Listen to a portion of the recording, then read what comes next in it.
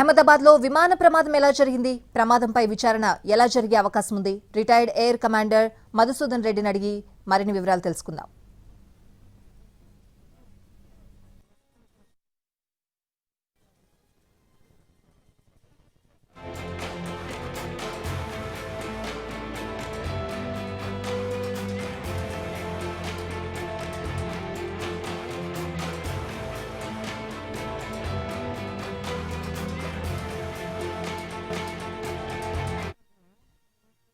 అహ్మదాబాద్లో air India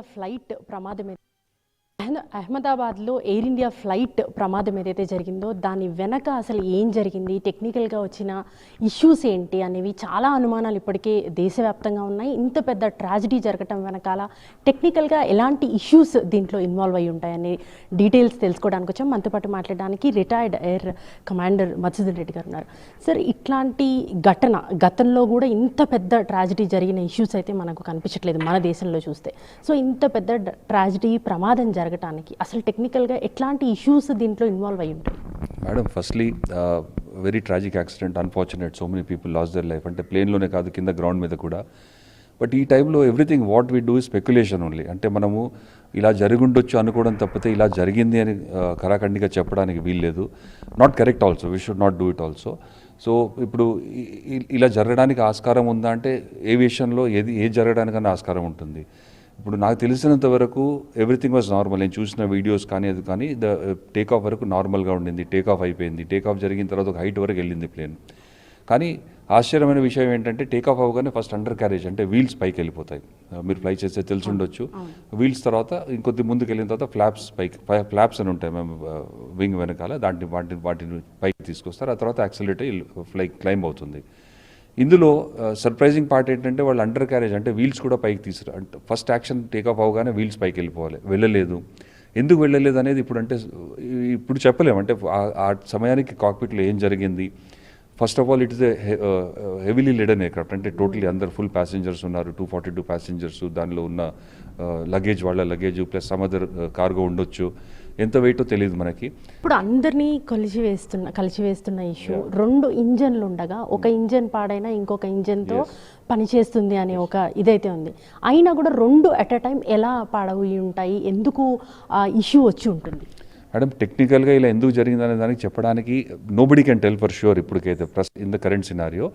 but chances ఉన్నాయి. అంటే 2 ఇంజిన్స్ ఫెయిల్ అయిన కేసెస్ ఉన్నాయి. ముందు బర్డ్ జరిగి యూఎస్లో జరిగింది. హడ్సన్ రివర్లో ల్యాండ్ చేశారు. అప్పుడు వెరీ పాపులర్ కేసు. అందులో అంటే ఒక ఫ్లాక్ ఆఫ్ బర్డ్స్ వచ్చేసి 2 ఇంజిన్స్లోకి సక్ అయిపోయి 2 ఇంజిన్స్ ఫ్లేమ్ అవుట్ అయిపోయి ఆ ప్లేన్ థ్యాంక్ఫుల్లీ క్రాష్ అవ్వకుండా thoughtfulness from the pilot immediate action తీసుకొని ఆ రివర్లో ల్యాండ్ చేశాడు. ఇలాంటి situation it happen to one US air force వాళ్ళు వన్ ఆఫ్ ద ప్లేన్కి అలా జరిగింది. అప్పుడు అలాగే దానికి కూడా ఫ్లాక్ ఆఫ్ బర్డ్స్ 2 ఇంజిన్స్ వెళ్ళాయి. బట్ అందులో అన్ఫార్చునేట్లీ క్రాష్ అయిపోయింది. That could not be controlled. వీటి వల్ల నాకున్న పరిజ్ఞానంతో, నాకున్న ఎక్స్పీరియన్స్తో నేను చెప్పడం ఏంటంటే ఇందులో it is too early to speculate. అంటే టూ ఎర్లీ టు కన్ఫర్మ్గా ఇది చెప్పాలని మనం ఇప్పుడు చెప్పలేము. Like to wait for the FDR data. ఆ టైల్ సెక్షన్ నేను చూశాను. అంటే విజువల్స్లో టైల్ సెక్షన్ ఇంకా ఉండింది, ఇంటాక్ట్గా ఉండి. బహుశా దాన్ని రిట్రీవ్ చేసి ఉంటారు ఈ పాటికి. దాన్ని స్టడీ చేస్తే తెలుస్తుంది. అన్నీ ఓకే. అయితే నిన్న సోషల్ మీడియాలో చూస్తే ఆకాష్ అనే ఒక వ్యక్తి ఒక పోస్ట్ చేశాడు. అంతకుముందే నేను ఢిల్లీ టు అహ్మదాబాద్ ట్రావెల్ చేశాను అని కొన్ని వీడియోస్ కూడా పెట్టాడు. అక్కడ కనీసం ఏసీ పని చేయట్లేదు అండ్ లోపల కూడా చాలా సఫకేటింగ్గా ఉంది, పవర్ సప్లై కరెక్ట్గా లేదు. ఇవన్నీ ఏమైనా ప్రమాదానికి కారణంగా అయ్యి ఉండొచ్చా? జరగదు మేడం, ఉండదు. ప్రమాదానికి కారణమై ఎనీ స్కోప్ ఉన్నా కూడా, సపోజ్ మీకు ఎంటర్టైన్మెంట్ సిస్టమ్ పనిచేయకపోవడము, నా పైన ఉన్న ఫ్యాన్లోంచి గాలి సరిగా రాకపోవడము, దీస్ ఆర్ ఆల్ వెరీ అంటే పవర్ సప్లై కరెక్ట్గా లేకపోవటము, మొత్తం పూర్తి స్థాయిలో ఏమన్నా విద్యుత్ అలాంటిది ఉంటుంటే it is not 1 passenger, maybe more than 1 passenger complaint చేసి ఉండాలి. యాక్సిడెంట్ అయిన తర్వాత అహ్మదాబాద్లో దిగిపోయిన వాళ్ళు చెప్పి ఉండాలి ఇలా ఉండిందని చెప్పి. అలాంటిది ఏం రిపోర్ట్స్ లేవు. Only 1 person. అంటే నాకు తెలిసి అది ఇండివిజువల్ గ్రడ్జ్ అనే నాకు అనిపిస్తుంది. అంటే నాకు సరిగా గాలి రాలేదు, నాకు సరిగా ఎంటర్టైన్మెంట్ సిస్టమ్ పనిచేయలేదు అని తప్పితే I also saw that. Okay, but అది డైరెక్ట్గా రిలేట్ అయి ఉందనే దానికి ఏమాత్రం కనెక్షన్ లేదు మ్యామ్ దానికి. రైట్. బోయింగ్ అనగానే మనకి వందల సంఖ్యలో ప్రయాణికులు ఉంటారు. సో ఇదేమైనా ఒకవేళ ప్రైవేట్ సెక్టర్లో ఉంది కాబట్టి కొంచెం ఎక్కువ మెంబర్స్ని తీసుకెళ్ళటం వల్ల, వెయిట్ ఏమైనా ఎక్కువ ఉండటం వల్ల, లేకపోతే మీరు అన్నట్టు కార్గో వెయిట్ ఎక్కువగా ఉండటం వల్ల ఆ వెయిట్ ఏమైనా ఈ ప్రమాదానికి కారణంగా ఉందా? ఉండదు మ్యామ్, నాట్ పాసిబుల్. ఎందుకంటే క్యాప్టెన్ వాళ్ళు టేక్ ఆఫ్ ముందు చెక్ చేసుకునేవి మెయిన్లీ లిస్ట్ వస్తుంది, మేనిఫెస్ట్ అని అంటారు దాన్ని. ఆ లిస్ట్ వస్తుంది, ఆ లిస్ట్లో రాసి ఉంటుంది ఎంతమంది ప్యాసింజర్స్, ఎంత వెయిట్, టోటల్ ఎక్క వెయిట్ ఎంత. ఆ వెయిట్ని బట్టే ఫ్యూయల్ ఇన్ఫ్యాక్ట్ క్యాప్టెన్ ఇంత వెయిట్ ఉంటే ఇంత ఫ్యూయల్ ఉండాలి, ఇంత వెయిట్ ఇంత ఫ్యూయల్ ఉండాలి. టోటల్ వెయిట్ అది ఎప్పుడు ఎక్సీడ్ అవ్వరు మ్యామ్. టోటల్ ఎందుకంటే ఎక్సీడ్ అవుతే ఇట్స్ ఎ డేంజరస్ సిచ్యువేషన్. అది ఎక్సీడ్ అవుతే 2 ఇంజిన్స్ కాదు, మెయిన్ ప్రాబ్లం 2 ఇంజిన్స్ ఉన్నప్పుడు కాదు. అది ఎక్సీడ్ అయితే ఏమవుతుందంటే ఒక ఇంజిన్ ఫెయిల్ అయితే then you cannot sustain. Main ఎప్పుడైనా ఎనీ ప్లేన్ క్యాలిక్యులేషన్ చేసినప్పుడు the calculations are catering 100% for 1 engine failure always. Take off అయ్యేటప్పుడు టేక్ ఆఫ్ ఇమీడియట్ అవగానే ఒక ఇంజిన్ ఫెయిల్ అయితే ఇంకొక ఇంజిన్ సస్టైన్ అవుతేనే ఆ వెయిట్ పారామీటర్స్ ఉంటేనే, విదిన్ దట్ పారామీటర్స్ ఉంటేనే ఆ వెయిట్ తీసుకెళ్తారు. ఎక్స్ట్రా ఏది ఉన్నా కూడా క్యాప్టెన్ కూడా రిజెక్టెడ్ అక్కడే. రైట్, నిన్న మనం చూసినట్లయితే మేడే కాల్ 3 times ఏదైతే ఇచ్చారో ఆ మేడే కాల్ అర్థం ఏంటి, అండ్ మోర్ ఓవర్ ఆ మేడే కాల్ వచ్చిన తర్వాత ఏటీసీకి ఎంతసేపట్లో మనకి ఇన్ఫర్మేషన్ తీసుకుని దాని రియాక్షన్ తీసుకోవడం జరుగుతుంది? మేడం, దేర్ ఆర్ 2 కాల్స్ ఉంటాయి. మేడేస్ ఎమర్జెన్సీ అప్పుడు వచ్చే కాల్స్లో 2 టైప్స్ ఉంటాయి. ఒకటి మేడే అంటారు, మేడే అని అంటారు. ఒకటి పాన్ కాల్ అంటారు, పాన్ అని అంటారు. This is common parlance in ఏవియేషన్లో.